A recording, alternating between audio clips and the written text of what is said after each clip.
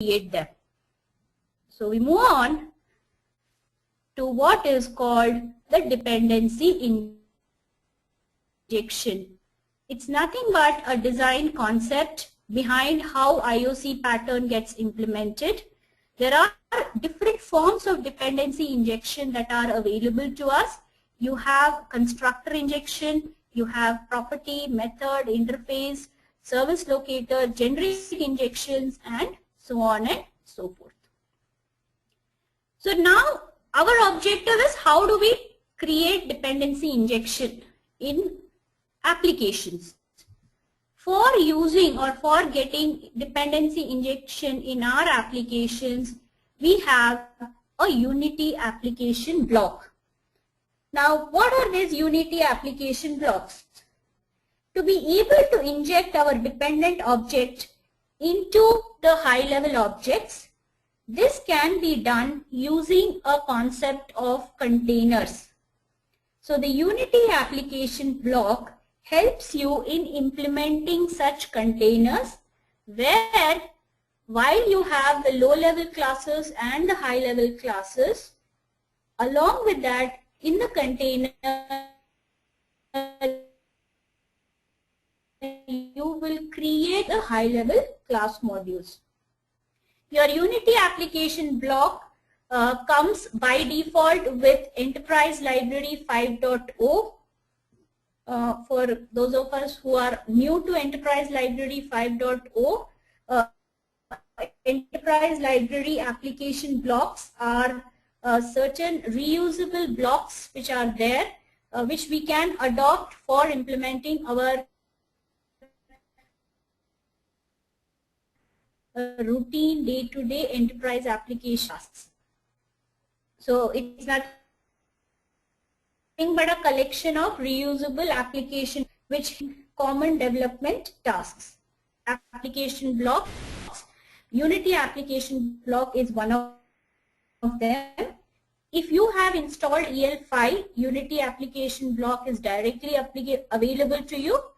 If you do not have EL5 also, you can just install the Unity application block as a separate download, and this particular application block supports all forms of dependency injections, and you can inject dependencies either through coding, which is programmatically, or through a set of configuration files. Now let's have a look at a .NET sample that Unity application block 2012 environment, and it uses the EL 5.0 Unity application block. So I'll just switch over to the Visual Studio environment.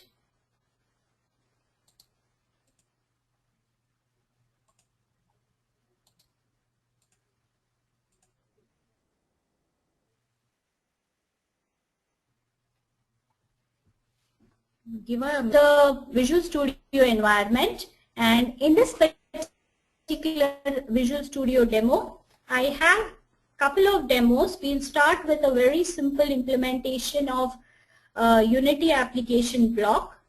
So I will just expand this, and I will open up 3 different C# code files that I have. The first one being my main program, which is the program.cs file. The second one is my class definition for logging, the logger example that we talked about in the last. And there is a third file which is basically the app.config. So now if you see, let's start with the first one, which is your first startup file or the program.cs file. Now, because your application block, you will need to add a reference to the Unity application block in Visual Studio for your project. And after you have added a reference to the Unity application block, you will refer to the block assemblies using this line. So if you see, you have one particular line which is saying you are using the application block which is part of Microsoft.practices.unity.configuration and practices.unity. So this is nothing but a namespace that you are trying to import for your C# code. Now I have a simple console-based application that I have written, wherein what you are trying to do is you are creating a Unity container object, right? And in this particular Unity container object, you are storing multiple types that are to be used. Where are these types defined? All these types are defined in a configuration file. So you are trying to use, if you notice, a Unity configuration section class, and through this you are using the configuration manager's get section method and trying to read the Unity section in your configuration file. Configuration file, this section defines all the types that are used within your application. Types are nothing but all your classes that you are working with. So all your low-level classes, all your high-level classes, everything should be defined in the Unity section of your configuration file. It basically picks up this information and configures the container. When I say it is configuring the container, it registers all the types that you have in your configuration file. So I'll say configure the container, register with the container all my high-level class types, all my low-level class types. So I have created a container object, and in the container object I have said this is my high-level class, this is my low-level class. After I have done that, now what do? I try to create an instance of the high-level class.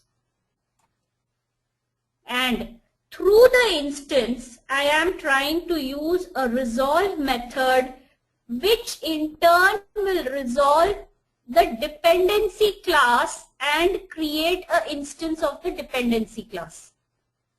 So we had high-level classes, low-level classes. Low-level classes, I am also referring to them as dependency classes. When I create instances of the high-level class, I want the instances of the dependent objects to be automatically created because of a resolve method. And when this automatic creation of the dependency classes happen, how should this instances be injected into the high-level module?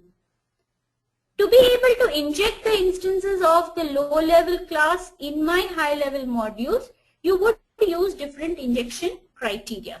So I'll try to show you that.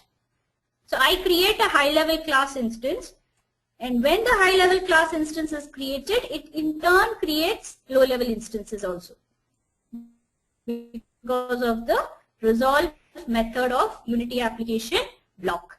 And then I'm trying to call two predefined methods of my high-level class. Now let me show you how I have defined my high-level class and what is my low-level class, wherein I am trying to switch to the class definitions. Right? Now if you look at this particular class definitions, I have my logger, I have a interface called iLogger, and from the iLogger interface I have created classes called null logger, console logger, so on and so forth. I have a class called customer tasks, and this actually acts like my high-level class, which is in turn composing or consisting of an object of the logger class. So your logger is a low-level class, and if you notice, the customer tasks, which is your high-level class module, is holding a variable which is of type iLogger. So it is having a relationship with the abstracted version, not the original version.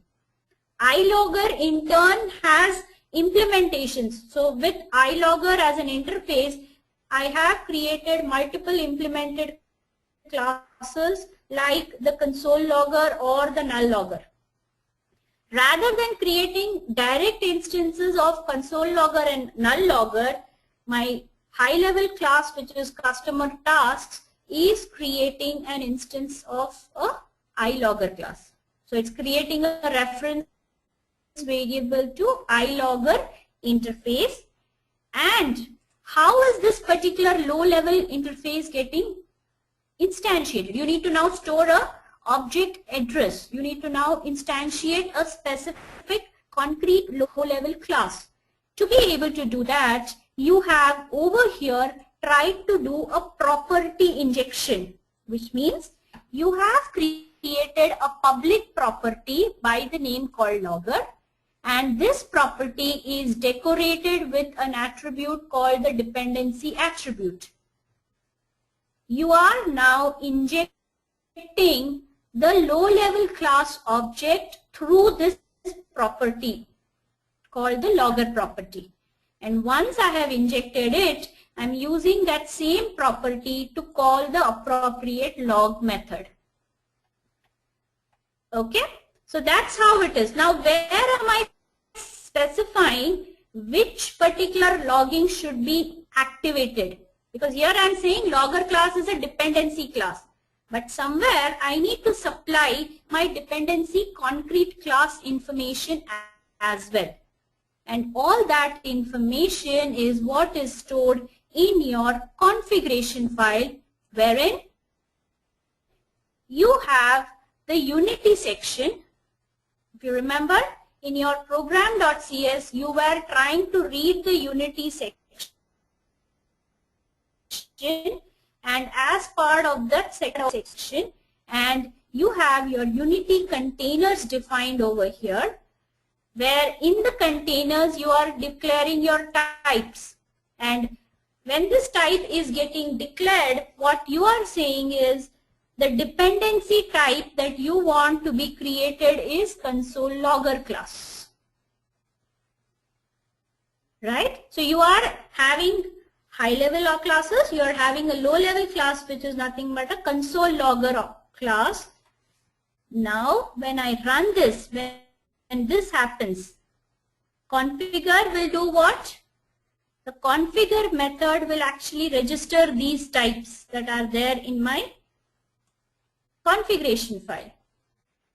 And the resolve methods, if you notice the next two lines, when I say resolve, these two methods will resolve my dependency object to be console logger object. It will create an instance of this particular object and inject it as a dependency to my customer task class. And how is that injection happening? That particular dependency injection is happening through a property. Therefore, it is called property injection. If you notice, this is the property that I'm using to inject, and it is decorated with the dependency attribute. So now that we have a clear picture of how we are writing our classes, let me try and execute this sample.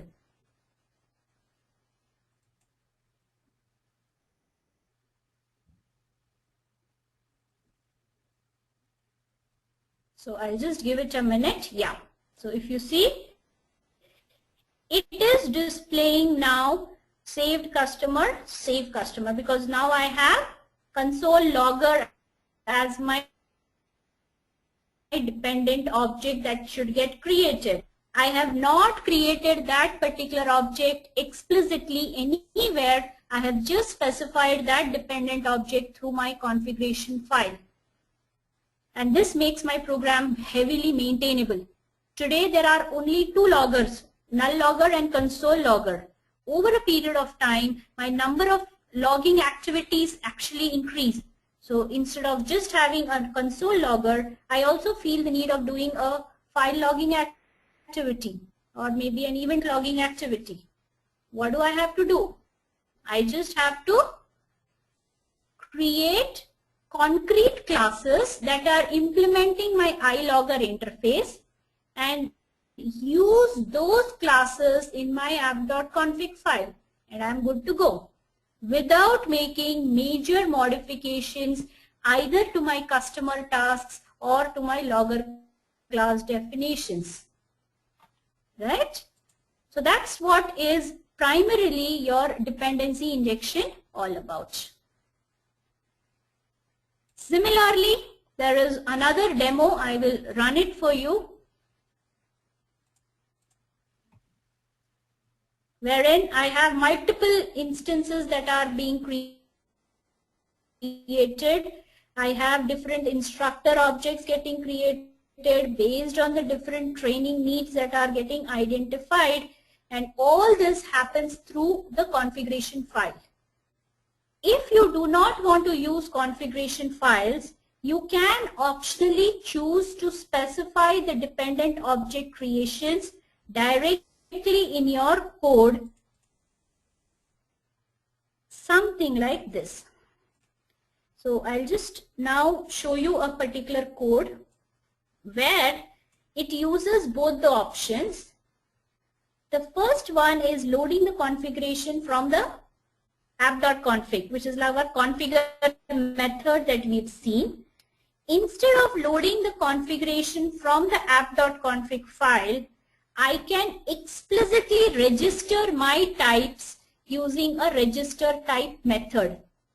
So I will go ahead and register all the different low-level types that I have and then specify which particular low-level object instance needs to be created. So when I create